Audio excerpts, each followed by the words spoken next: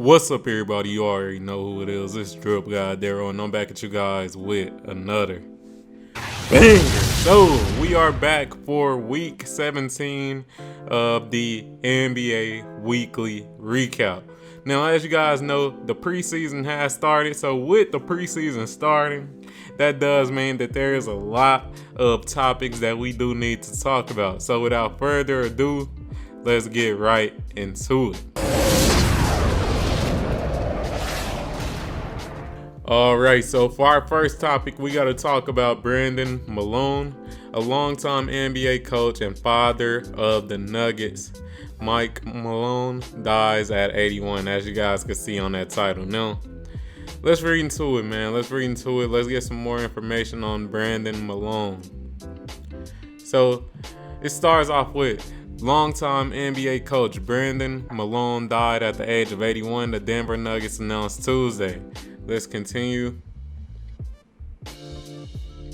Malone was the father of current Nuggets head coach Michael Malone. Before arriving in the NBA, Brandon Malone was an assistant at Fordham, Yale, and Syracuse before taking the head coaching role at Rhode Island in 1984. After 2 seasons with the Rams, Malone served as an assistant with the New York Knicks, working under Hubie Brown, Bob Hill, and Rick Pitino. Malone left New York after 2 seasons to join Buck Daly's staff in Detroit, where he helped the Pistons win back-to-back NBA championships in 1989 and 1990. It was during his time in Detroit that Malone helped develop the Jordan rules as a way to stop Chicago Bulls star Michael Jordan. So that's a pretty good synopsis of his career in the NBA.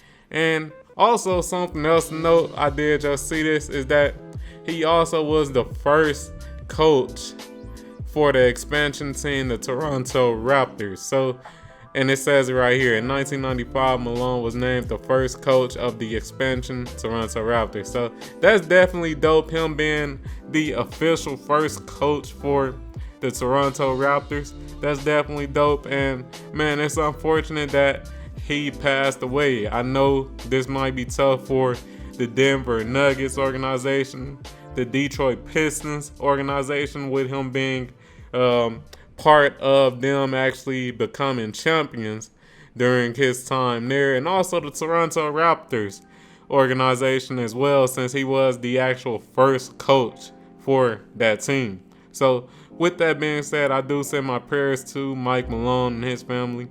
And I do just send my prayers to anybody who was, involved with Brandon in any type of way. And with that being said, let's move on to our next topic. All right, so for our next topic, we do got to talk about Shaedon Sharpe. So let's switch over and let's get into it, man. So, like I was saying, there's been a lot of stuff going on, especially when it comes to the NBA preseason, and a couple of players have been getting extensions, and it looks like one of those players is Shaedon Sharpe. Now, y'all see the title. It says Trailblazers exercise team option on contract of Shaedon Sharpe. So, let's read into it and let's get it. All right, so it starts off with the Portland Trailblazers have exercised the 2024-25 team option for the rookie scale contract of guard Shaedon Sharpe. It was announced today by General Manager Joe Cronin. Sharpe, the 7th overall pick in the 2022 NBA draft by the Trailblazers, accrued averages of 9.9 points on 47.2 field goal percentage, 36% from 3, and 71.4 on the free throws. He also averaged 3 rebounds, 1.2 assists, and 0.5 steals in 22.2 minutes per game in 80 games, 15 starts during his rookie campaign. So I definitely like this move for the Portland Trailblazers. As we know, they are a team that are rebuilding, and they got a lot of young good pieces, and I think Shaedon Sharpe is one of those good pieces. As we see in his averages, he shot fairly efficient when it came to the 3-point percentage at 36%. That's pretty good. His field goal percentage is okay, and I definitely think he could build on that. So I do like this move for the Portland Trailblazers.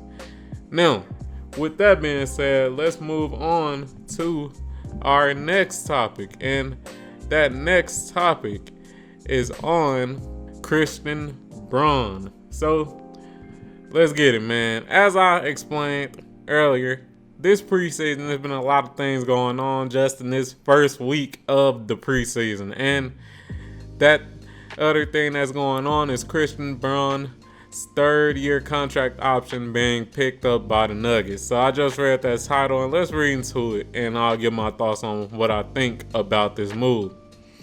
So it says, the Denver Nuggets have reportedly picked up the third-year option on Christian Braun's rookie contract, according to ESPN's Adrian Wojnarowski. The option will pay Braun an estimated $3 million in the 2024-2025 season per Sport Track. The young guard also have a... Is that a typo? I think it's a typo, but I'm going to say this. The young guard also has a fourth-year team option in 2025-2026 for an estimated $4.9 million. Braun, 22, emerged as a solid role player in his rookie season, averaging 4.7 points and 15.5 minutes per game across 76 contests, 6 stars during the regular season. He shot 49.5% from the field and 35.4% from 3.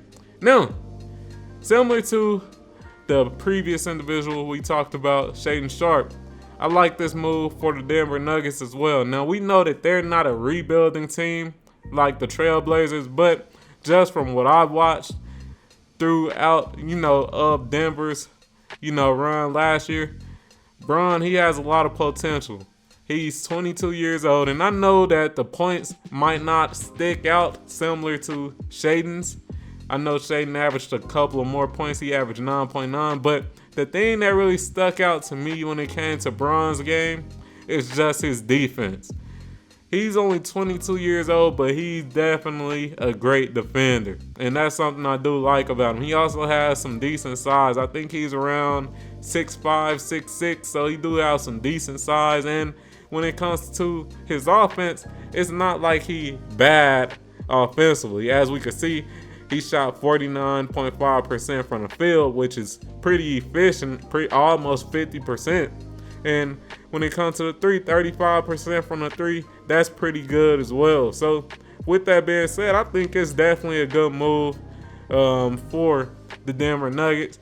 Keep those young players, and as we can see when it comes to his team options, it's not bad. $3 million, that's not bad for a young guard who's 22 years old, who's been showing upside, and also who plays great defense, because that's something as a team that's aspiring to win another championship that you want. You want a team, you want players that can play defense and, just fulfill their role and make their shots. And that's something that Christian Braun does. So with that being said, I like this move a lot. Now, with that being said, we got to continue on when it comes to this NBA news. And like I was saying, man, there's been a lot of news coming out when it comes to these young players, bro. It really has. And y'all see it. Who we got right here? We got Peyton Pritchard. So with that, let's read into it. Now, that title says, Pritchard remains part of long-term core with extension. So let's read into it. Let's get it. All right, so it starts off with, the Boston Celtics are building an impressive core to carry them through the foreseeable future. Peyton Pritchard is now officially part of it. The Celtics announced today that they have locked Pritchard up to a contract extension that will keep him in green and white for the next several years. He joins teammates Jaylen Brown, Kristaps Porzingis, and Al Horford as players who have inked extensions over the past few months, and the team has already expressed interest in doing the same with Jason Tatum, Drew Holiday, and Derek White. Word got out regarding the agreement Sunday, just hours before the Celtics hosted the 76ers during each team's first preseason game. Alright, let me scroll down a little bit for you guys, for all the people who are reading along with me. Pritchard celebrated the occasion by dropping 26 points on Philly to fuel a 114-106 victory for the Celtics. Let's see if they got any information on what the actual numbers are. I want to see if they got any information on the numbers, man. I'm not going to read all this. We need to see those numbers, man. That's what's important, to be honest. Alright, so I don't see anything when it comes to the numbers. I'm sure I could look it up, but yeah, I'll look it up, man. Let me look it up for you guys. Quick little time skip. I might cut right here, but let me look it up.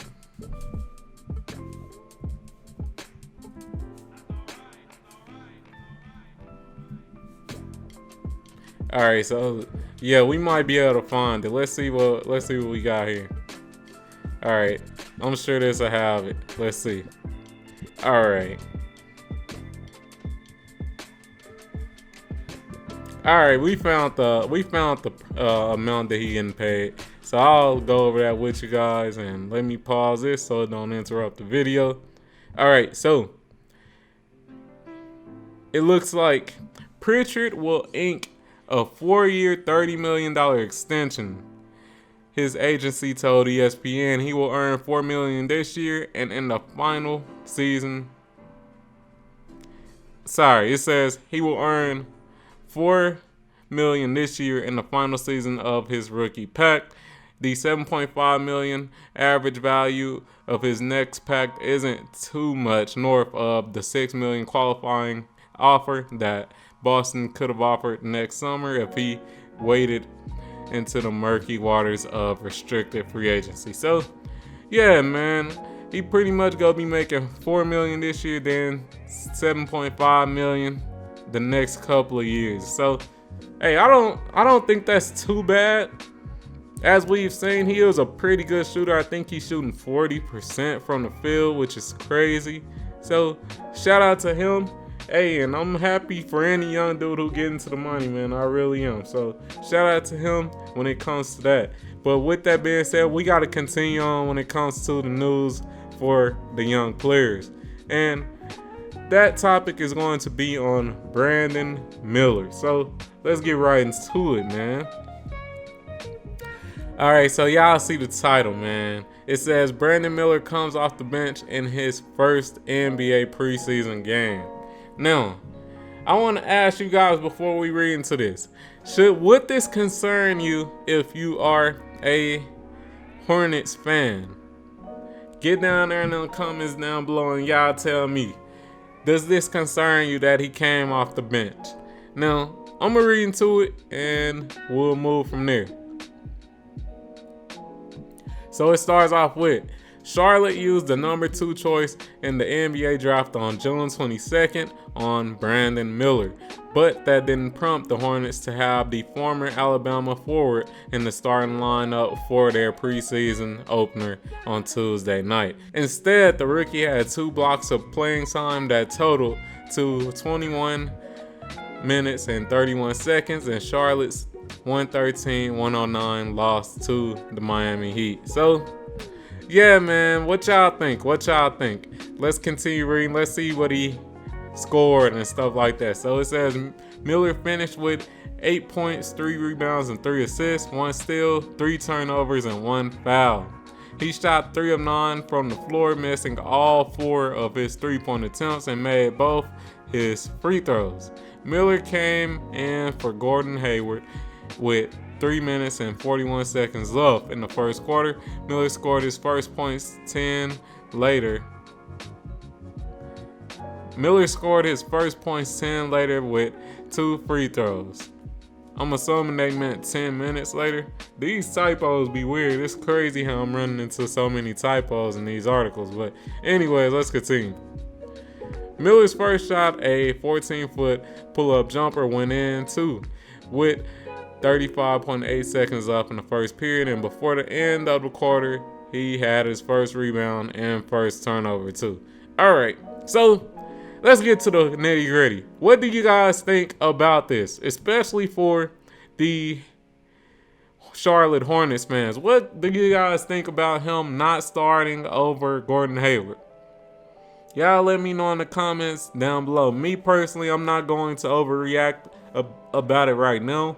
But if this becomes a trend, and let's say we're 30 games in and he's not starting, then I'm really going to be concerned. I'm definitely going to be concerned. But with that being said, let's move on to our next topic. Like I told you guys, man, we got a lot of topics. It's a lot to discuss, but y'all know I'm not one of these long-winded dudes. I try to get to all the topics and get y'all on y'all way, man, because I know y'all busy. But for this next topic, I do just want to talk about Zion Williamson. So let's get to it, man. So Zion Williamson makes his first appearance in an NBA game since injuring his right hamstring last January 2nd. So, man, let's talk about this first game. Let's talk about it. Let me zoom in for you guys as well. There we go. All right, so it starts off with Zion Williamson had 12 points, 5 rebounds, and 5 assists in 16 minutes during the Orlando Magic's 122-105 victory over the New Orleans Pelicans in the preseason opener for both clubs on Tuesday night. Now, I think those are some pretty solid points if you really think about it in only 16 minutes. If he had 30 minutes, more than likely he would have had double that, which would be 24 points, 10 rebounds, and 10 assists. So, hey, pretty good, man. Pretty good, and I like that. Let's read on a little bit more. It was Williamson's first appearance in a game since he injured his right hamstring in Philadelphia last January 2nd. After missing his first 2 shots, he scored his first points on a crowd-pleasing two-handed dunk. He later added a 13-foot running floater, a short turnaround, and a layup to go with 4 free throws. So with that being said, it's just good to see that Zion Williamson back, and hopefully he can stay healthy, man, because he is one of those players that got so much potential, you know, super gifted when it comes to his athleticism and things of that nature. And if he can actually stay healthy and, you know, put everything together, I do see a super bright future with this dude. So with that being said, hopefully he can stay healthy, and it's good to see that, you know, just off of his first preseason game back, coming off of a long layoff, that he is still looking in form. When he came in, he didn't look too big. He looked like he was in shape. So that's another good thing. And yeah, so with that being said, let's move on to our next topic. Now, for our next and final topic, I do want to talk about Kai Jones. So let's read into him. Let's see what he got going on, man. Let's see what he got going on.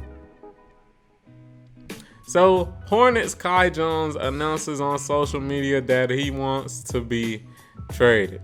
So let's read into it. Let's get into it, man. So it starts off with Jones, the Hornets' 19 overall pick out of Texas in 2021, did not join the team for training camp due to personal reasons. So let's continue reading, man. Jones, the Hornets' 19 overall pick out of Texas in 2021, announced on X, formerly known as Twitter, that he has officially requested a trade from the organization. And as you guys can see, y'all can see the tweet that he made. I have officially requested to be traded from Charlotte Hornets. GOAT life. All right, let's continue. The Hornets have declined to comment on the matter. The Hornets announced last week that the 6'11" forward center would not join the team for training camp following some bizarre behavior on social media, including a mostly indecipherable video on Instagram Live and utter criticism of teammates on X. And man, like, dude, where do I go with this? I just feel like at this point, this man is just fumbling the bag. He has opportunity that plenty of individuals would want to take advantage of, and he just not doing it, man. I don't know what he got going on. I think bro may need some type of, I think he needs some type of mentorship, to be honest. Some type of mentorship, and he needs to focus on his mental health because, man, for him to have this type of opportunity, and it's not like he was a super low draft pick as well. He was the 19th pick.